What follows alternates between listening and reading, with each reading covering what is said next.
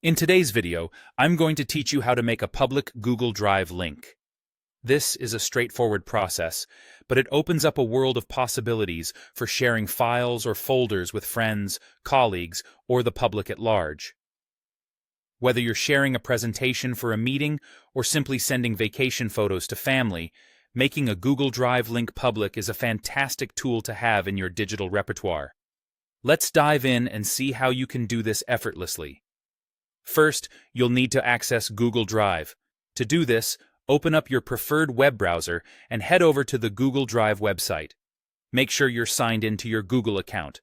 Otherwise, you won't be able to access your stored files and folders when you arrive on the home page. Now, let's locate the file or folder you want to share. Browse through your Drive until you find what you're looking for.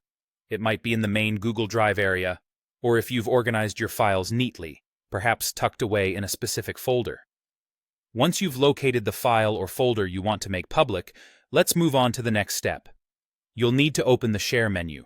The simplest way to do this is by right-clicking on the file or folder you've chosen. This will open a context menu with several options. Look for the option labeled Share, which often appears alongside an icon of a person.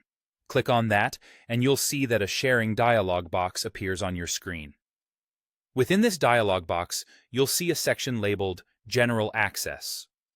Right now, you'll notice that by default, the access is set to Restricted, meaning only specific people you've shared it with can view or edit the file or folder. But we want to change that, so anyone with the link can access it. Click on the drop-down menu in the General Access section.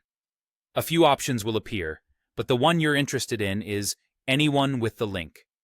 Select this option, and you'll see the setting change, releasing the file or folder from its restricted status.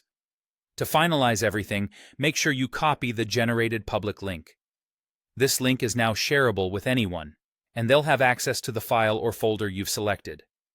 It's as easy as sending it in an email, a text message, or embedding it somewhere on a website. The recipient won't need any special permissions or login credentials to view what you've shared. That's all there is to it.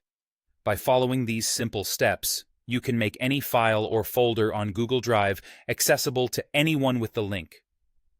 This is especially handy for collaborative work or sharing large files without the hassle of email attachments.